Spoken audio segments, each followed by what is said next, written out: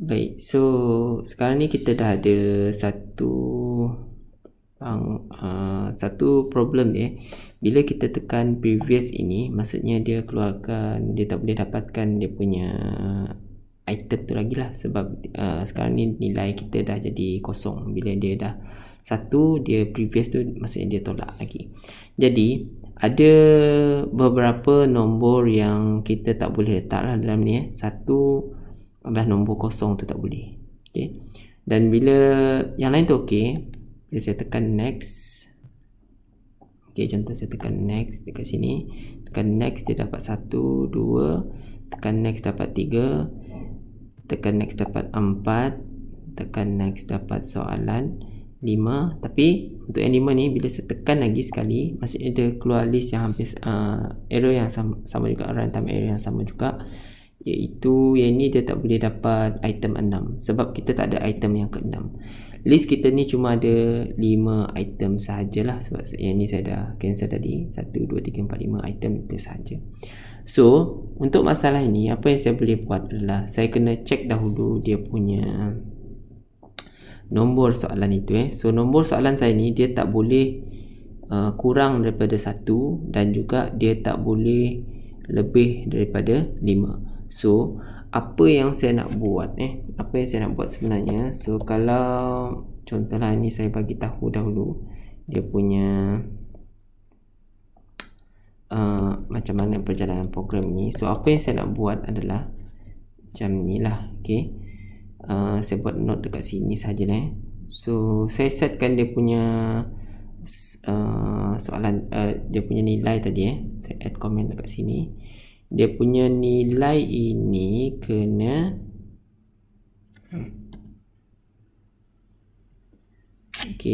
dia punya nilai ini kena kita bagi dia dalam bentuk ni nilai ni dia kena dibetulkan. Ni dia dapatkan nilai tadi kan, dia akan ubah nilai. Tapi nilai ni dia kena check juga. Jadi kalau contoh kalau saya dapat nilai dia, kalau nilai dia nilai kurang daripada 1, jadi maksudnya saya kena jadikan dia sebagai 1 je. So saya tak boleh kurangkan lagi. So dia kena jadi 1 saja. Dan untuk nilai yang lebih daripada 5, dia kena jadi 5. Kalau nilai lain okey, sebab dia dalam range kita punya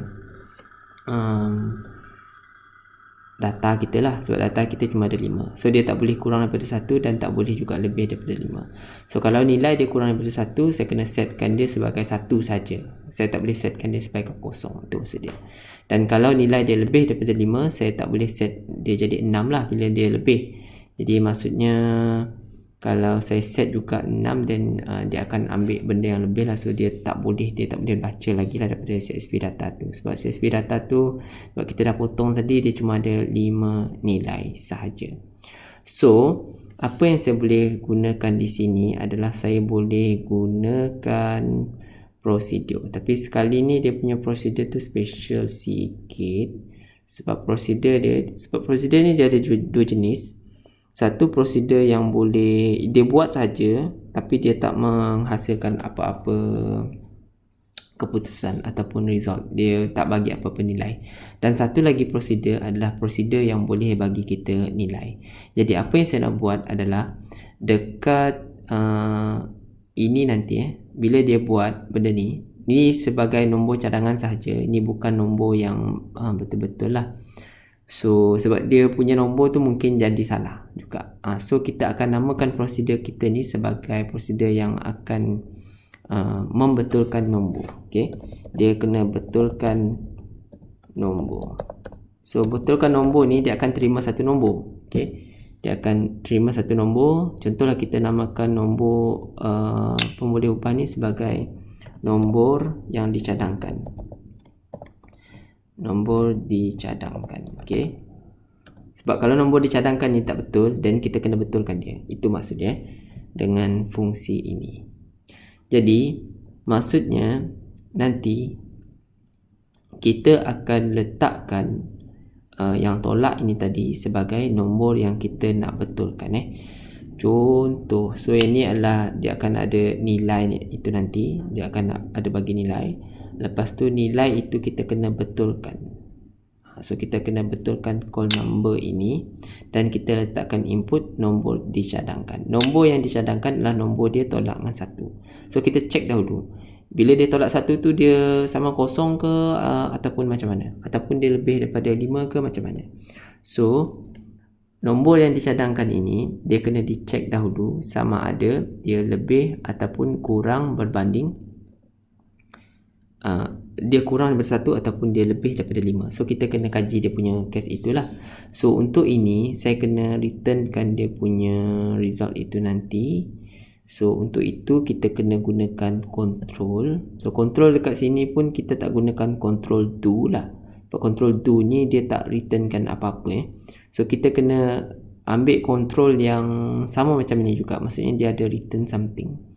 So kalau nak tahu ada return something ataupun tidak, maksudnya dia ada plug dekat sini. Dia ada benda tajam kat ujung ni, kiri ni. Kalau macam ni tak boleh lah. Kita tak boleh masukkan Kalau kita cuba pun tak boleh masukkan Tak boleh kan masukkan pun. Ini saya delete dahulu. Kalau kita gunakan if yang biasa ni, dia tak boleh masuk ni dia tak boleh masuk situ, dia tak ada ruang pun. Kita kena gunakan if yang special sikit. Kita ambil dia dekat bawah ni. So saya nak gunakan inilah, if dan else ini. Dia boleh menghasilkan sesuatu. Okay. So kita check dahulu nombor yang dicadangkan tu. Kita check case yang pertama, iaitu kalau nombor itu adalah kurang daripada 1. So kita akan gunakan math ni. Kita akan bandingkan, mana banding? Okay, ini banding So kita boleh bandingkan satu benda, iaitu kita boleh bandingkan nombor dicadangkan ni. Kita ambil nombor yang dicadangkan tu tadi, iaitu benda yang kita send dekat sini tadi kat fungsi betulkan nombor ini. Get nombor yang dicadangkan, kita letakkan dekat sini. Kita test sama ada nombor yang dicadangkan itu kurang daripada 1. Kalau dia kurang daripada 1, maksudnya saya tak nak nilai dia kurang daripada 1 lah. Jadi kalau nilai dia kurang daripada 1, apa yang saya nak buat adalah saya nak supaya dia jadi 1 je. Maksudnya nilai akhir dia nanti dia kena jadi 1. Itu maksud dia. Dan kalau nombor dia selain daripada kurang daripada 1, maksudnya kalau nombor dia sama dengan 1 ke, then should be okay lah. Kalau nombor dia 1, then should be okay. So saya boleh masukkan dia dalam else ini.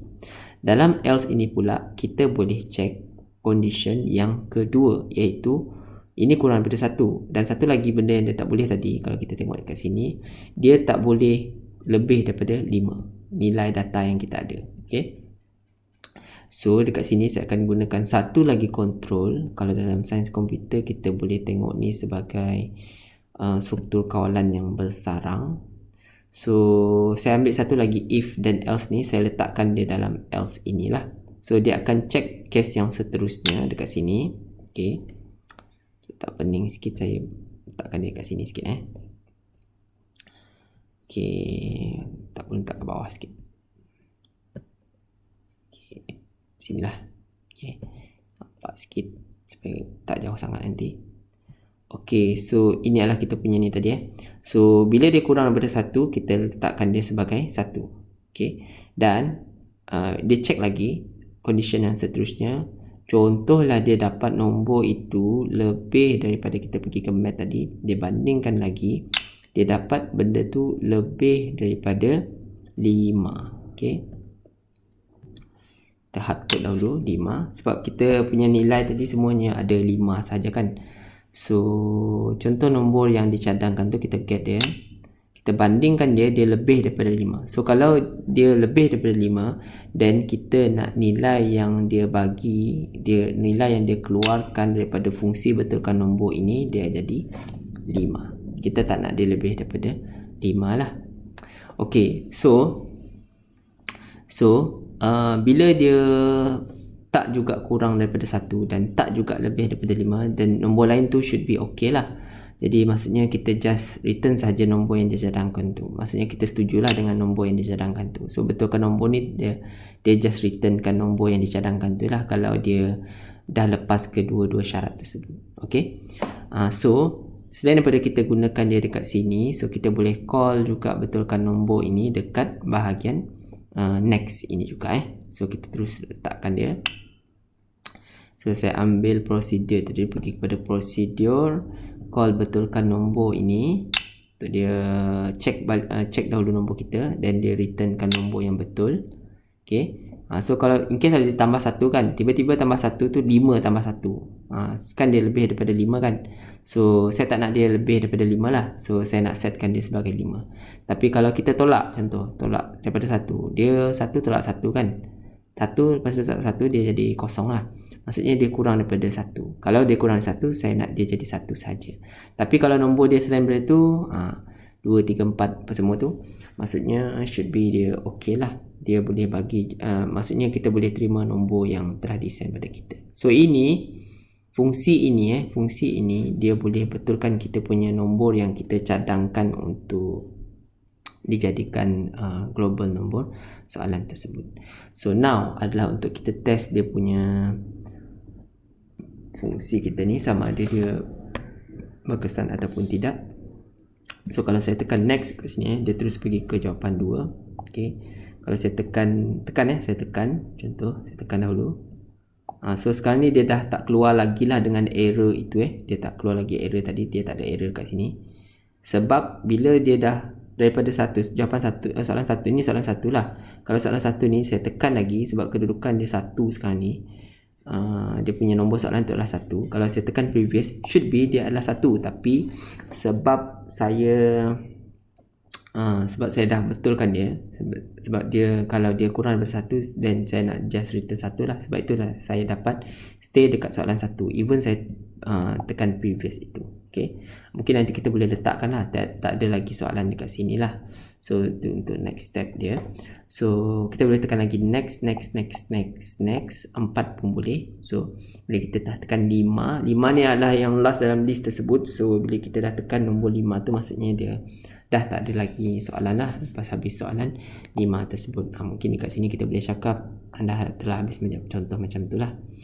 Okay, jadi untuk bahagian yang seterusnya ada something lagi yang perlu kita ubah. Okay, iaitu kalau kita perhatikan dekat sini, bila kita reload kita punya screen ini, dia tak keluar terus dengan soalan. Kita kena tekan next dahulu, tapi bila kita tekan next, dia terus pergi kepada soalan kedua kan, sebab ni apakah jawapan 2 kan, maksudnya dia start dengan soalan yang kedua. So kita tak nak benda tu berlaku. So apa yang kita boleh buat dekat sini adalah bila dia load itu, kita kena terus display salah satu dia punya soalan. Nombor soalan tu sebenarnya kita dah set dengan betul sebab kita dah initialize nombor soalan tu kepada 1. Tapi kita tak nampak dia punya soalan tu sebab kita tak ada set soalan. Kita set soalan ini, set soalan dan jawapan ini apabila kita dah bila kita letak bila kita klik sahaja. So fungsi ini sebenarnya kita boleh juga call dia apabila kita buka screen ini. So untuk itu kita boleh ambil fungsi ini. Contohnya call ni, benda ni semua tadi lah. Okay, kita dah ada global nombor soalan, lepas tu global list DCSV ini. Kita boleh buat benda ini apabila dia got text. Okay, dia dah got text, dia dah remove semua, then kita boleh panggil juga dia dekat sini. Okay, dia dah buka screen. Okay, so bila dia buka screen, maksudnya dia got text. Bila dia got text, dia dah ubah dia punya list dekat sini, dan kemudian kita boleh call terus set soalan dan jawapan di situ. So kalau saya refresh sekarang ni, so sekarang ni dia akan keluar terus dengan soalan 1 di situ. Okay, bila kita tekan next, dan dia pergi soalan 2. Daripada soalan 1, kalau saya tekan previous, dia tak ada apa-apa effect lah kat situ kan. So dia tak ada apa-apa error dekat sini cuba kita boleh bagi tahu mesej dekat pengguna dekat sini, tak ada lagi soalan previous. Soalan ni paling awal lah. So kalau kita tekan next, dan akhir sekali kita akan buat dia punya kalau dah tekan next pergi kepada maksimum, dia tak akan pergi lagi kepada next, itulah. Tapi kita boleh close dia punya screen kalau dia dah tekan next ini, depend lah dengan macam mana kita nak buat program tersebut. Okey, untuk bahagian yang seterusnya, saya nak kemaskan sikit lagi kita punya kod ini.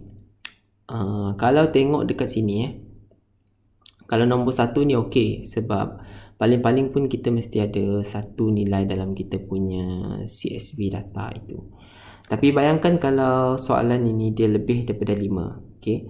Kalau kita tengok dekat sini, bila kita betulkan tadi, nombor 5 ini kita hard code dia, maksudnya kita tetapkan sebab kita tahu list kita 5. Tapi bayangkan kita tak tahu kita punya list itu adalah 5 kan. Contohnya list kita tu mungkin 7 ke 10 ke 100 soalan ke kan. Jadi maksudnya benda macam ni kita kena ubah dia semula. So untuk tak menyusahkan kita untuk ubah benda ni secara hard coded macam ni lah, so kita jadikan 5 ini sebagai pemboleh ubah. So apa yang saya boleh buat adalah saya initialize lagi global, nama dia adalah bilangan soalan. Sebab 5 tadi bilangan soalan kan, bilangan soalan. Bilangan soalan kepada, so kita tahu nilai dia adalah 5 dekat sini. So nilai ini saya boleh gunakan saya boleh get dia, saya boleh get dan saya boleh gantikan dekat saya punya prosedur ini. Macam tu. Ini pun sama juga, sebab nilai dia sama tadi kan, so saya boleh setkan 5 ini sebagai dia punya bilangan soalan. So kalau nombor dicadangkan tu lebih daripada bilangan soalan, kalau saya baca dari sini lah, maksudnya kita boleh letakkan dia, maksudnya saya nak dia set sebagai bilangan soalan itu sajalah, saya tak nak lebih daripada bilangan soalan tersebut dia punya nombor soalan. Ini pun saya nak betulkan semula, betulkan nombor soalan. Kalau fungsi ni dia nama dia panjang-panjang pun tak apa, sebab kita nak tahu apa fungsi itu buat, dan bila kita nak debug ni dia lebih senang. Even dekat sini pun sebenarnya saya masih hard code lagi 5 ni. 5 ni dia datang daripada bilangan data yang ada dalam bukan senarai jawapan, maaf. Dekat sini CSV list kita ni. CSV list kita dah potong dia dekat sini tadi, daripada 6 dia jadi 5. So bila saya nak initialize bilangan soalan ini kepada 5, so ini sebenarnya saya boleh dapatkan berapa banyak item dalam list soalan kita. Untuk itu kita boleh gunakan method list ini. So sebab kita tahu 5 ini adalah bilangan list, bilangan item yang ada dalam kita punya CSV data yang ada question tu, so kita boleh gunakan salah satu method yang ada di dalam block list ini, iaitu length of list. So length of list ini dia boleh bagi tahu kita berapa banyak item dalam list tersebut. So kalau dia ada 6, then dia akan bagi 6 lah. Kalau dia ada 5, then dia akan bagi 5 dan sebagainya. So kita tak perlu hard code lagi nilai 5 ini. So kalau berapa banyak pun CSV data kita, dia punya row tu, dia punya item dalam CSV data tu, berapa banyak soalan kita pun dia akan ambil ikut ini saja. So nilai dia akan boleh berubah ikut tu. So kalau yang ni tadi so length of list itu, bilangan soalan itu, kita akan dapat dia daripada list CSV list data ini, yang ni. Global CSV list data yang ni lah. So saya ambil dahulu CSV get CSV global list, inilah. So inilah dia punya list. Bila kita ambil dia punya length, kita akan dapat lah, should be nilai dia sama dengan 5 dekat situ.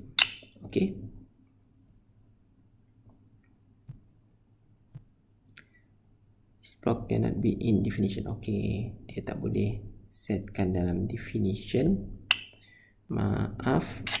So kita buat dia punya list itu sebagai initialize dia sebagai 1 dahulu. Kita tak boleh define dia sekali Maksudnya yang ni kita define dahulu apa-apa nombor lah dekat sini, tak apa. Bilangan soalan tu kepada kosong dahulu, tak apa. Cuma kita akan setkan benda itu apabila kita dah dapat dia punya teks itu nanti. So selain daripada kita set call soalan itu, kita boleh juga bila kita dah habis buang dia punya ini tadi ini dia punya remove list ini kita dapat dia punya CSV data tadi kan.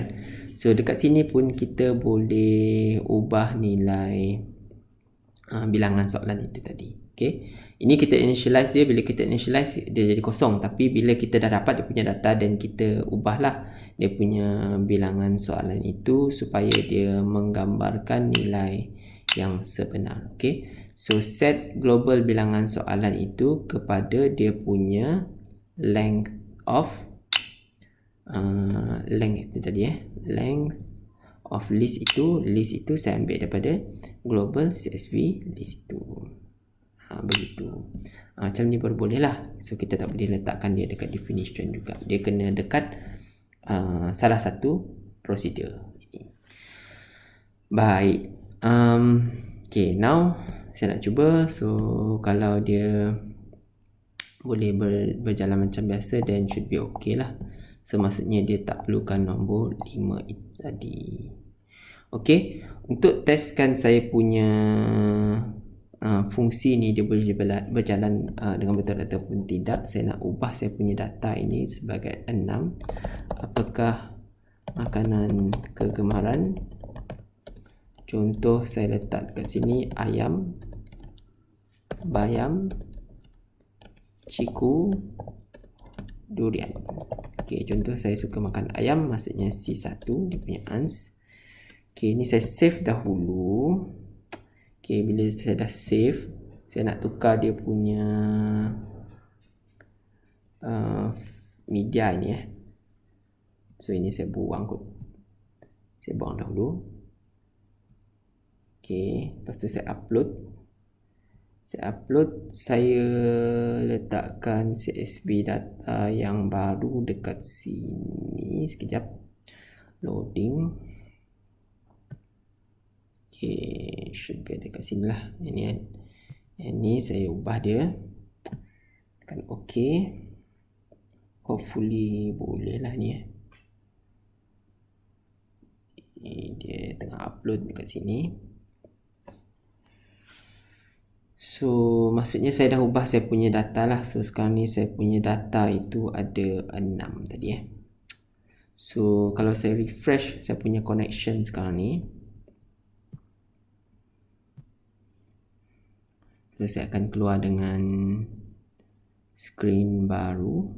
Should be okay. Dia ada jawapan soalan 1, soalan 2, soalan 3, tekan lagi, soalan 3, soalan 4, soalan 5, okay, dan soalan 6 kalau ada. Dan dia ada soalan 6. So sebab ayam tadi betul kan, so jawapan dia should be 1. Jawapan anda betul. Should be ada dekat situ lah. Macam itulah. So saya rasa itu sahajalah untuk video ini. Terima kasih.